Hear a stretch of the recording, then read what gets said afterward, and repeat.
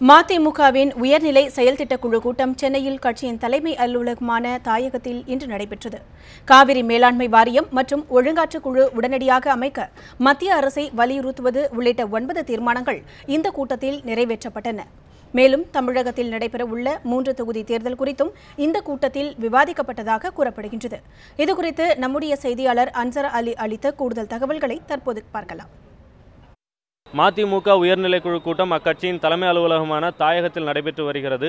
அவைத்தலைவர் திருப்பூர் துரைசாமி தலைமையில் நடைபெற்று வரக்கூடிய இந்த கூட்டத்தில் மதிமுக பொதுச் செயலாளர் வைகோ மற்றும் மாவட்ட செயலாளர்கள், ஆட்சிமன்ற குழு உறுப்பினர்கள், அரசியல் ஆலோசனை குழு உறுப்பினர்கள் என 50க்கும் மேற்பட்டோர் கலந்து கொண்டுள்ளனர்.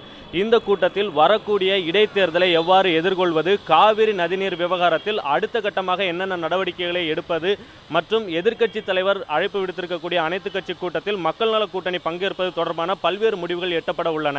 ஏற்கனவே கடந்த சட்டமன்ற தேர்தலில் மக்கள் நல கூட்டணியில் தேமுதிகவும் இணைந்திருந்தது. எனவே தஞ்சை தொகுதி தேமுதிகவிற்கு ஒதுக்கப்பட்டிருந்தது.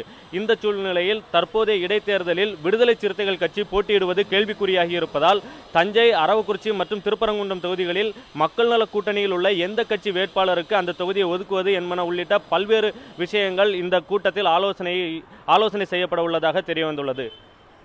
ஒளிப்பதிவாளர் சங்கருடன் அன்சர் அலி, நியூஸ் 7 தமிழ், சென்னை.